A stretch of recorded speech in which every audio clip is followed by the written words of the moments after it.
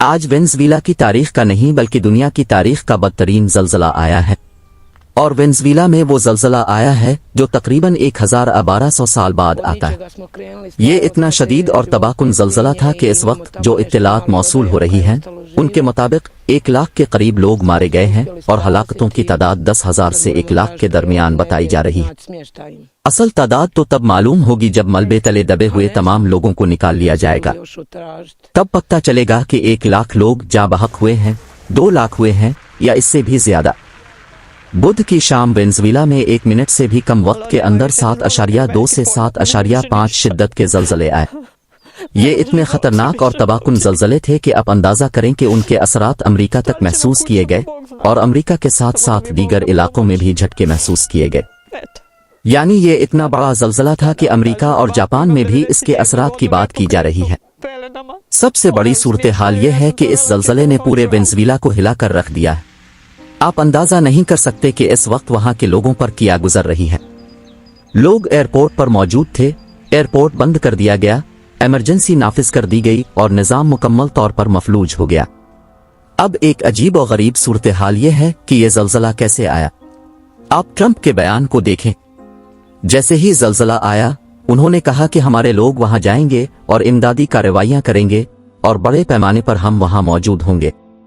اب آپ جانتے ہیں کہ ماضی میں امریکی NGOs پر یہ الزامات لگتے رہے ہیں کہ جب کہیں زلزلہ قدرتی آفت آتی ہے تو CIA سے وابستہ افراد دوسرے امریکی عناصر امدادی کارروائیوں کے نام پر کسی ملک میں داخل ہو جاتے ہیں اور پھر وہاں کے حالات پر اثر انداز ہونے کی کوشش کرتے ہیں۔ اسی وجہ سے بعض حلقوں میں یہ سوال بھی اٹھایا جا رہا ہے کہ آگے وہاں کی سیاسی اور سماجی صورتحال کس طرف جائے گی۔ وینزویلا پہلے ہی ایک حساس ملک سمجھا جاتا ہے اور اس کے تیل کے ذخائر پر دنیا کی بڑی طاقتوں کی نظریں رہی ہیں۔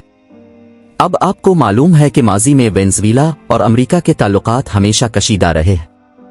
اگر آج مادورو موجود ہوتا، جس کے بارے میں دعویٰ کیا جاتا ہے کہ اسے امریکیوں نے ہٹا دیا تھا، تو شاید وہ کبھی بھی امریکیوں کو اس انداز میں داخل ہونے کی اجازت نہ دیتا۔ اس وقت صورتحال انتہائی غیر معمولی ہے۔ کئی مرتبہ ٹرمپ یہ کہہ چکا ہے کہ اسے وینزویلا کا تیل چاہیے۔ وینزویلا کے تیل اور اس کے قدرتی ذخائر پر امریکہ کی بہت عرصے سے نظر رہی ہے۔ ماضی میں امریکہ پر مختلف قسم کے الزامات بھی لگتے رہے ہیں کہ وہ دنیا کے مختلف حصوں میں اپنے مفادات کے لیے سرگرم رہتا ہے۔ اب یہاں سوال یہ پیدا ہوتا ہے کہ اتنا بڑا اور تباہ کن زلزلہ، جس کے بارے میں کہا جا رہا ہے کہ یہ صدیوں میں ایک مرتبہ آتا ہے، اس کے بعد آگے کیا ہوگا؟ یہ ایک عجیب اور پیچیدہ منظرنامہ ہے۔ اس تباہی کے بعد وینزویلا کے لوگ شدید مشکلات کا شکار ہیں۔ لاکھوں افراد تو زخمی ہیں یا ہلاک ہو چکے ہیں۔ اب آپ سوچیں کہ وینزویلا وہ ملک ہے جس کا تیل دنیا کے بہترین تیلوں میں شمار کیا جاتا ہے۔ وہاں کے قدرتی وسائل بے حد قیمتی ہیں۔ امریکہ کے بارے میں ماضی میں مختلف الزامات سامنے آتے رہے ہیں۔ بلیک واٹر اور دیگر تنظیموں کے حوالے سے بھی کئی دعوے کیے جاتے رہے ہیں۔ لیکن یہاں اصل بحث یہ نہیں کہ زلزلہ قدرتی تھا یا غیر قدرتی۔ اصل حقیقت یہ ہے کہ تباہی وہاں آئی ہے جہاں حالیہ دنوں میں امریکہ اور وینزویلا کے تعلقات پہلے ہی شدید تنازع کا شکار تھے۔ یہ بات بھی ذہن میں رکھیں کہ وینزویلا کے اندرونی حالات پہلے ہی کمزور بتائے جاتے رہے ہیں۔ جیسے ہی امریکہ امداد کے نام پر داخل ہوگا تو آہستہ آہستہ وہاں امریکہ کے بارے میں عوامی رائے تبدیل ہونے کی کوشش کی جا سکتی ہے۔ یہ عمل کس طرح ہوگا اور اس کے نتائج کیا نکلیں گے، اس کے بارے میں مختلف آرا موجود ہیں۔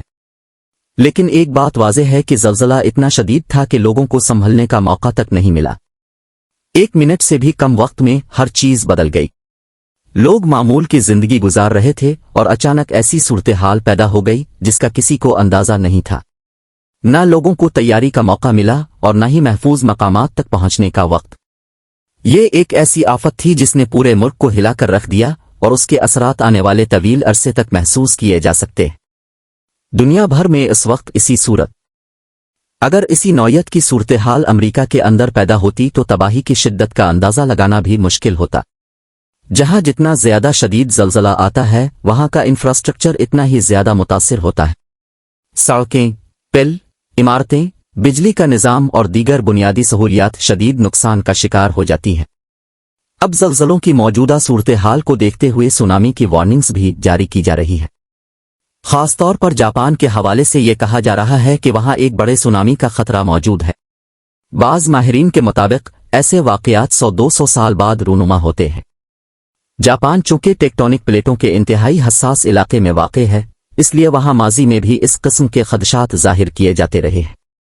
حال ہی میں جاپان میں بھی یہ وارننگ جاری کی گئی تھی کہ آج سے لے کر اگلے 10 یا 20 سالوں کے دوران کسی بھی وقت ایک بڑا زلزلہ آ سکتا ہے، یعنی انسان صبح اٹھے اور اسے اندازہ بھی نہ ہو کہ چند لمحوں بعد کیا ہونے والا ہے۔ وینزویلا میں بھی کچھ ایسا ہی ہوا۔ لوگ اپنی روزمرہ زندگی میں مصروف تھے کہ اچانک عمارتیں گرنا شروع ہو گئے۔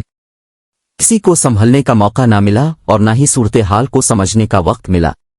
وینزویلا کے حالات پہلے ہی کافی خراب بتائے جاتے رہے ہیں، اب اس نئی آفت نے مزید مشکلات پیدا کر دی ہیں۔ دنیا کے مختلف حصوں میں بھی ایسے واقعات دیکھنے میں آئے ہیں جہاں قدرتی وسائل سے مالا مال ممالک مختلف بحرانوں کا شکار ہو گئے۔ بعض لوگوں کا موقف ہے کہ قدرتی وسائل اکثر عالمی طاقتوں کی توجہ کا مرکز بن جاتے ہیں۔ وینزویلا میں صرف تیل ہی نہیں بلکہ سونا، گیس اور دیگر قیمتی معدنی ذخائر بھی موجود ہیں۔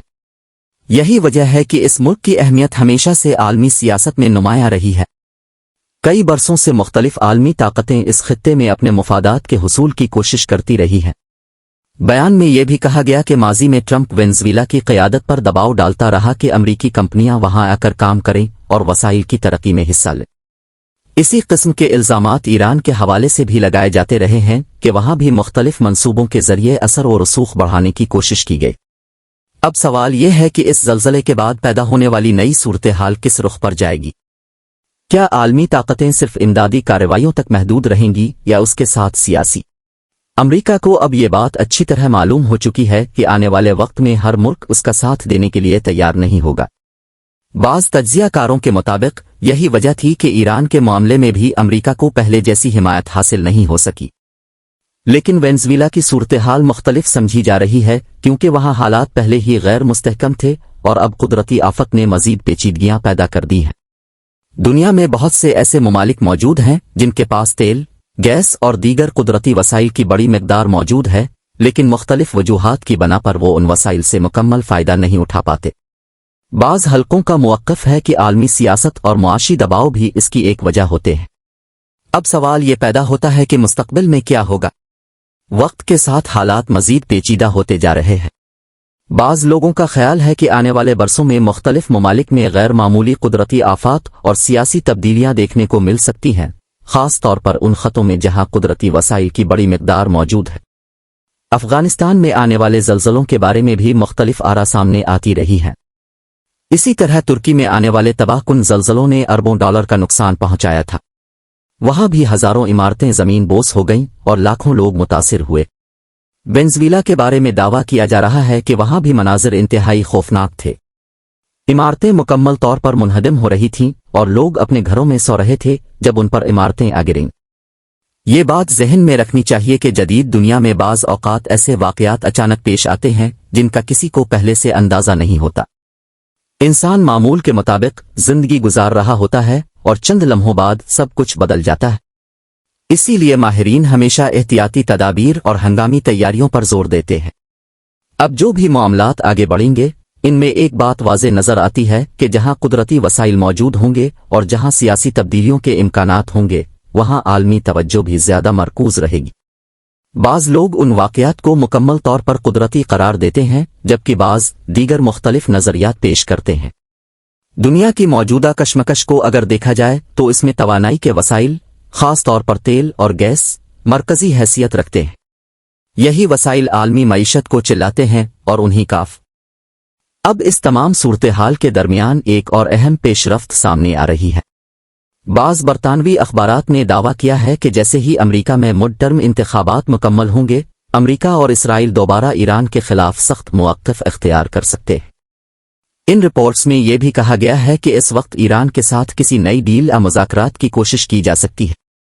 تجزیہ کاروں کے مطابق اگر انتخابات کے بعد سیاسی حالات تبدیل ہوتے ہیں تو امریکی پالیسیوں میں بھی تبدیلی آ سکتی ہے۔ اگر کانگریس میں طاقت کا توازن تبدیل ہو جاتا ہے تو صدر کے اختیارات اور فیصلوں پر مزید دباؤ آ سکتا ہے۔ یہی وجہ ہے کہ اس وقت امریکہ کی داخلی سیاست بھی عالمی معاملات پر اثر انداز ہو رہی ہے۔ اس دوران کانگریس کے بعض ارکان کی جانب سے یہ موقف بھی سامنے آیا کہ صدر کو بعض معاملات میں کانگریس کی منظوری کے بغیر بڑے فیصلے نہیں کرنے چاہئیں۔ اس بحث نے امریکی سیاست میں ایک نئی کشیدگی پیدا کر دی ہے اور یہی کشیدگی خارجہ پالیسی پر بھی اثر ڈال سکتی ہے۔ اب اگر وینزویلا، ایران اور دیگر وسائل سے مالا مال ممالک کی صورتحال کو ایک ساتھ دیکھا جائے تو ایک مشترک عنصر سامنے آتا ہے اور وہ ہے قدرتی وسائل کی اہمیت۔ تیل، گیس، سونا اور دیگر معدنی ذخائر آج بھی عالمی طاقتوں کی توجہ کا مرکز ہیں۔ دنیا کی بڑی معیشتیں انہی وسائل کے ذریعے اپنی صنعتی اور معاشی سرگرمیاں جاری رکھتی ہیں۔ بعض مبصرین کا کہنا ہے کہ مستقبل میں عالمی کشمکش مزید بڑھ سکتی ہے کیونکہ توانائی کے وسائل کی ضرورت مسلسل بڑھ رہی ہے۔ ایسے میں جن ممالک کے پاس بڑے ذخائر موجود ہیں وہ عالمی سیاست میں مزید اہمیت اختیار کر سکتے ہیں۔